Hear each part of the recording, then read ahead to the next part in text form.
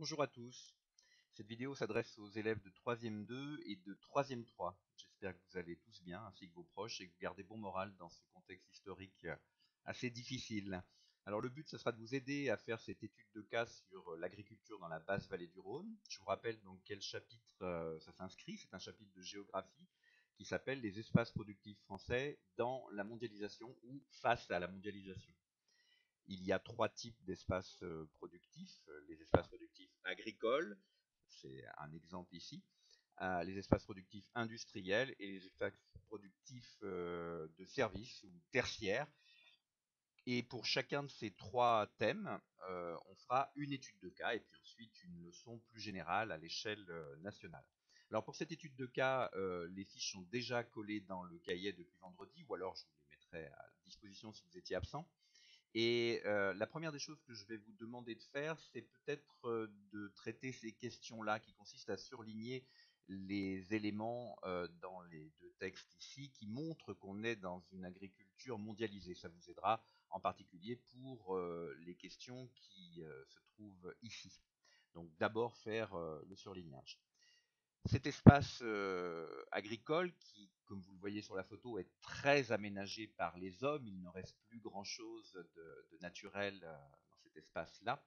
Il faut d'abord le localiser. Alors la région, vous ne devriez pas avoir trop de mal à la trouver. Ne confondez pas par contre région et département.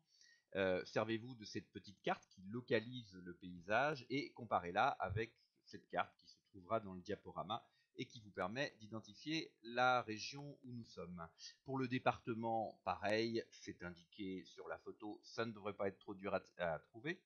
Et pour l'espace naturel, eh bien, fiez-vous au titre de l'étude de cas et également à cette petite carte ici qui vous permet de savoir que nous sommes au débouché de ce grand fleuve qui passe par Lyon et qui se jette dans la Méditerranée et qui est le Rhône. Donc nous sommes très exactement ici, hein, vers la ville de Château-Renard. Ce que je vous propose, c'est d'identifier les différents éléments de ce paysage, pour ceux qui ne l'ont pas encore fait, puisque avec les 3-2, nous avons eu le temps de faire, mais pas avec les 3-3. Nous avons ici, à gauche, un espace qui est un verger de plein champ, avec ici des oliviers, mais ce pourrait être des abricotiers, des pruniers, des pêchers, etc. Euh, Ces vergers sont, ainsi qu'un certain nombre d'autres cultures, sont abrités du vent par des haies d'arbres qui ne sont pas naturels, mais qui ont été plantés pour ça, abrités de ce vent du nord qu'on appelle le Mistral dans le Midi et qui a un effet asséchant assez prononcé. Donc les agriculteurs utilisent cet arbre traditionnel du milieu méditerranéen qui est le cyprès, qui sont plantés en haies pour couper le vent. Au milieu, vous avez l'élément central évidemment de cette exploitation agricole, de ces exploitations agricoles. Il s'agit des cerfs. Alors, cerfs, n'oubliez pas l'orthographe, hein, c'est pas l'animal à cornes, ça s'écrit S-E-2-R-E-S. Et puis, vous avez dans le diaporama un certain nombre de choses qui vous permettent d'imaginer ce que l'on fait dans ces cerfs et la manière dont on le fait. Tous les détails sont importants, évidemment, à regarder. Parmi les difficultés éventuelles de ce milieu, il y a des sols qui ne sont pas toujours extrêmement fertiles. Ça dépend où l'on est, ça dépend à quelle proximité où l'on est dans la vallée, mais on est dans une région où la roche est assez proche, il n'y a pas nécessairement partout des terres fertiles, ce qui veut dire que parfois ben, le sol, on le recrée de toutes pièces, hein, comme on peut le voir ici à l'intérieur de cette serre. Le but de ces serres est évidemment de continuer d'utiliser un atout majeur de ce climat que l'on ne retrouvera pas par exemple au nord de la France et qui est la durée de la saison estivale et les températures et l'ensoleillement très doux à la fin et au début de l'hiver, ce qui permet de produire hors saison.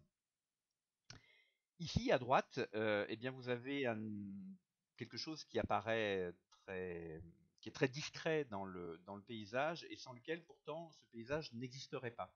Il s'agit d'un canal d'irrigation.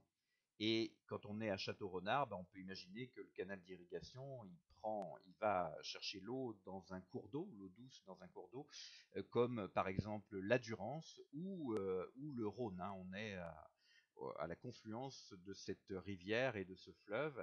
Et dans cette région, eh bien, énormément de canaux utilisent l'eau douce des fleuves. Puis l'irrigation peut aussi se faire par forage. Alors, parmi les questions, la première, c'est les deux premières concernent les contraintes et les atouts de ce milieu naturel. On a déjà parlé de contraintes et d'atouts.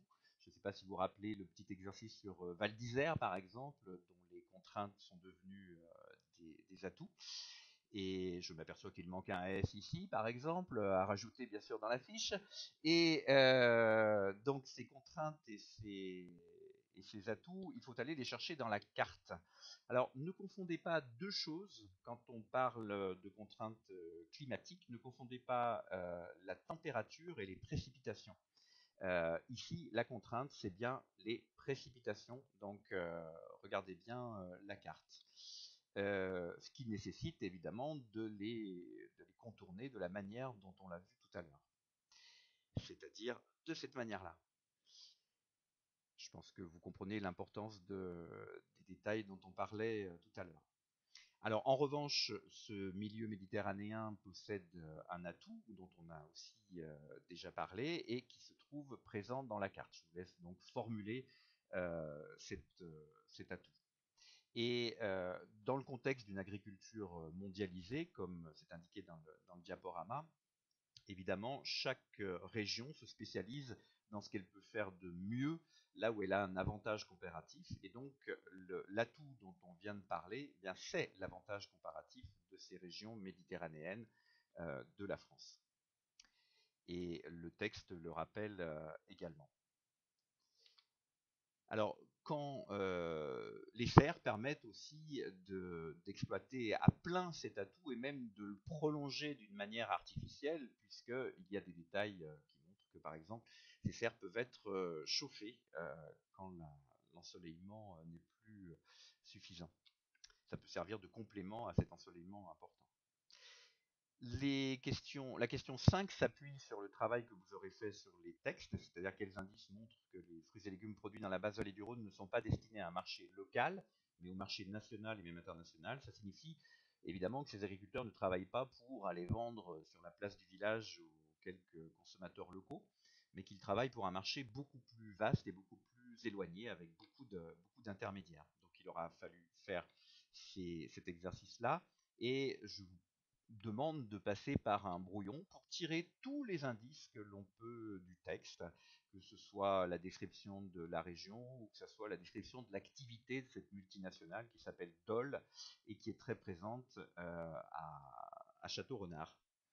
Vous pouvez également utiliser la carte, bien évidemment, et c'est pour ça qu'il faut faire un brouillon pour constituer ensuite pour composer une réponse argumentée, détaillée, avec des exemples, parce qu'il y a beaucoup d'informations ici à tirer des documents. Et en particulier sur cette carte, eh bien, la présence de marchés d'intérêt national, comme à Château-Renard, à Cavaillon, à Avignon, vous voyez qu'il y en a beaucoup sur un espace assez restreint. Et puis la présence d'un port comme celui de Marseille, qui est en partie spécialisé dans l'exportation de produits agricoles.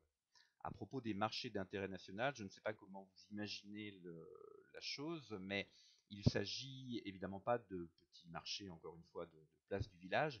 Il s'agit d'une grande structure, évidemment avec raccordement au réseau autoroutier et ferroviaire, beaucoup de hangars où arrivent généralement à l'aube des producteurs, des agriculteurs du coin qui, par centaines de kilos, parfois apportent leur production de melons, tomates, courgettes, etc. et qui ne vendent pas à des clients, à des particuliers, mais à des grossistes ou à des grosses entreprises de l'agroalimentaire qui viennent prendre des marchandises qui ensuite parcourront de nombreux kilomètres en général, voire même iront à l'étranger, puisque c'est un autre aspect de la question.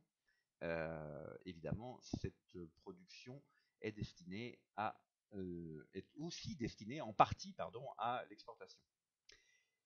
L'autre question qui porte sur en fait, le rapport de cet espace productif et de la mondialisation, c'est de montrer que, bien sûr, l'ouverture sur le marché mondial, c'est une opportunité, c'est-à-dire une chance, mais c'est aussi un défi. Alors, un défi, pourquoi? Bien, je pense que dans ce texte-là, en regardant au bon endroit, vous n'aurez aucun mal à trouver pourquoi ces agriculteurs doivent relever systématiquement ce défi de la mondialisation. Ils ne sont pas les seuls, hein, la carte le dit aussi, ils ne sont pas les seuls à produire des fruits et légumes. Dernière question, elle est consacrée aux techniques agricoles qu'utilise massivement ce type d'agriculture, donc une agriculture intensive qui cherche à produire un maximum sur un minimum d'espace, hein, qui cherche à les meilleurs rendements possibles. Donc ces techniques agricoles, elle pose question en termes d'environnement et de santé publique. Alors je vous demande d'utiliser à la fois le texte, bien évidemment, pour identifier quels sont ces problèmes posés, quels sont les problèmes posés par cette agriculture. Et puis également, je vous ai ajouté une carte qui permet d'apporter une information supplémentaire sur les limites que l'on peut trouver à cette agriculture. Voilà, je vous souhaite bon courage pour ce travail et à bientôt.